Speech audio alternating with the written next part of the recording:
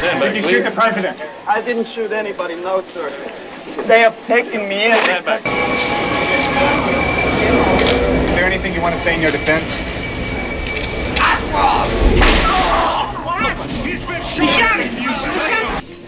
Nitrate tests indicate he hadn't even fired a rifle on November 22nd. And on top of that, they didn't even bother to see if the rifle had been fired that day. And one guy in the Dallas Police Department suddenly finds a palm print. Now, we're through the looking glass here, people. White is black, and black is white. Just maybe Oswald is exactly what he said he was. A patsy. Daddy? I think you care more about John Kennedy than your own family. All day the kids are asking, where's Daddy? What am I supposed to tell your kids? Your life, I want my life back! So do I, goddammit! I had a life too, you know. But you just can't bury your head in the sand like some goddamn ostrich, Liz. It's not about our well-being, all right? It's not about our 2 cars and our TVs and your kitchen. 1889년 4월 20일 오스트리아 브라우나우 아민에서 한 아이가 태어납니다. 아이는 1919년 9월 당원증 55번인 독일의 나치 당원이 됩니다. 바로 우리가 아는 아돌프 히틀러입니다. 1923년 11월 미넨에서 봉기하지만 실패합니다. 그로부터 2년 뒤 1925년 7월 11일 바이마르에서 자신의 입이 될 만한 사람을 만나게 되는데 그가 바로 괴벨스입니다.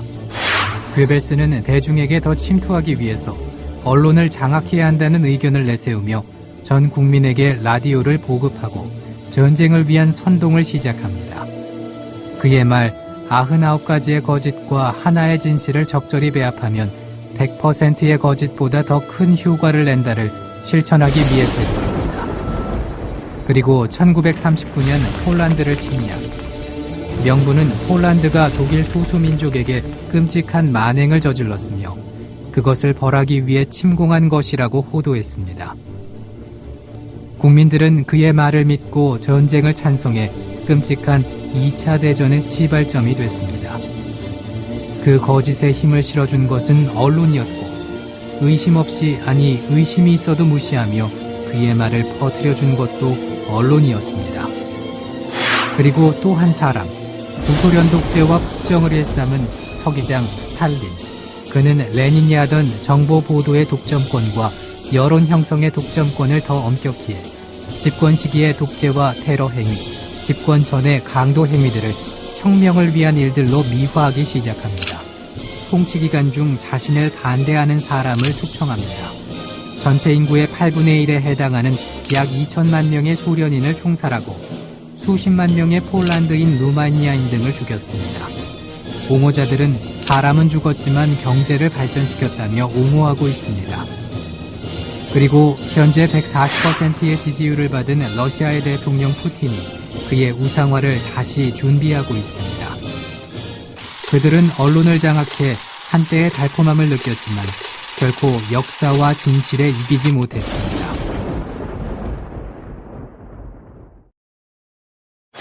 한국의 과거로 가보겠습니다.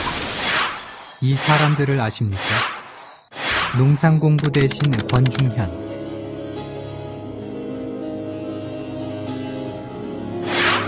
외부 대신 박재순,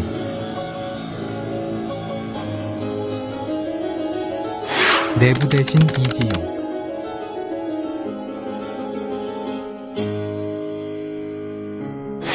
군부 대신 이근택, 그리고 또 한 사람, 학부 대신 이완용. 1905년 을사년에 조선을 일본에 판 5명의 도적들, 을사오적입니다. 권력을 가졌지만 더 많은 재물을 탐하며 바닥까지 타락한 이들의 뒤에도 언론이 있었습니다. 1940년 1월 1일 조선일보 조간 일면 머릿기사, 천황의 거룩한 위엄과 덕망이란 뜻의 기사를 냈으며 황군전쟁에 참여하라는 글도 썼습니다. 1940년대 초 간도 특설대를 국가의 간성으로 치켜세우며 조선 젊은이의 입대를 부추기는 일에 열을 올린 만선일보.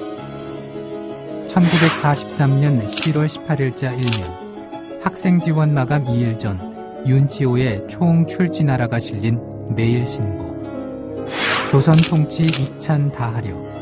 독립투쟁단 인명살상 폭도로 묘사. 지원병제는 반도 통치 신기원. 옥체 강권하옵시고 황실 무궁하옵기를. 전사는 남자의 당연사. 총알바지를 미화한 동아일보. 그들은 이 기사들을 일본의 포갑 어쩔 수 없이 썼다고 모두 그런 것 아니냐며 발뺌을 합니다. 그것은 진실이 아닙니다. 강제 체결한 한일 의정서를 신문에 게재, 검열로 기사를 삭제당해 글을 검게 칠한 벽돌신문 출간. 1905년 11월 20자의 논설 시일야 방송대국의 주인공 황성신문. 1904년 7월 18일 영국인 베델에 의해 창간돼 벽돌신문을 고쳐 강경한 항일 의사를 내비치며 대한제국과 운명을 같이한 대한매일신보. 그리고 일제에 의해 폐간당하면서도 돈을 받지 못한 진정으로 많은 항일 신문들.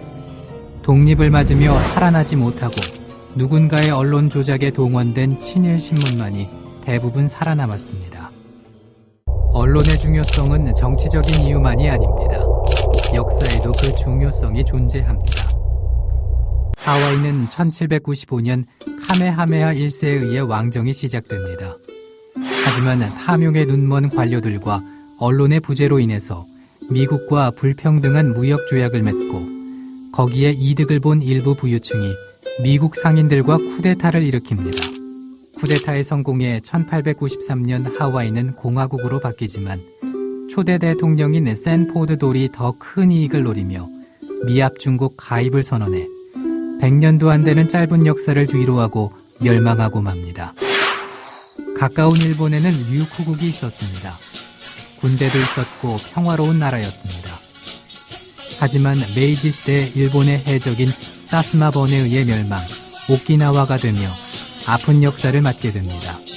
일본에 의해 폭정과 세금을 강탈당하며 2차 대전을 맞게 됩니다. 그 당시 언론과 정부는 미군에 잡히면 유린당하고 죽는다는 말로 결사항쟁을 지시하고 옥쇠, 일왕을 위해 옥처럼 부서지라는 말로 선동합니다. 남자는 자살특공대가 돼 미군에 뛰어들었으며 여자는 아무 의심 없이 유린보다 자결이라며 절벽에서 뛰어내립니다. 언론과 정부의 폭력이었지만 현재 일본 정부는 역사 왜곡과 언론의 무관심 정책으로 오키나와의 과거를 지우려 하고 있습니다.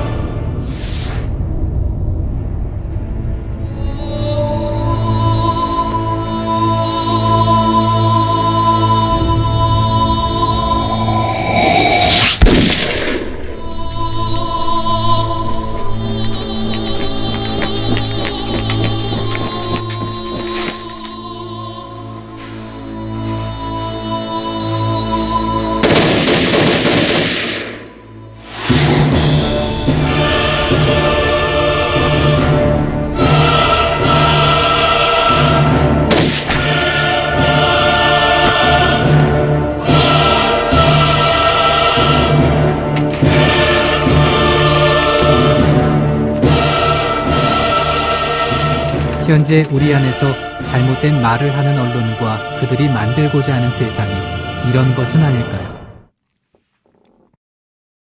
이에 진정한 대한언론 국민TV의 발전을 위해서 남서부 협의회가 바로 오늘 발족합니다. 서로의 가치를 소중히 여기는 협의회를 위해서 많은 얘기를 나누며 사람 향이 가득한 세상을 만들어 갈 것입니다. 작은 하나라도 왜곡하지 않고 소수라도 배척하지 않으며 함께 나아가기를 바라는 그것이 우리의 이유가 될 것입니다. 사슴은 말이 되지 않는 세상을 위해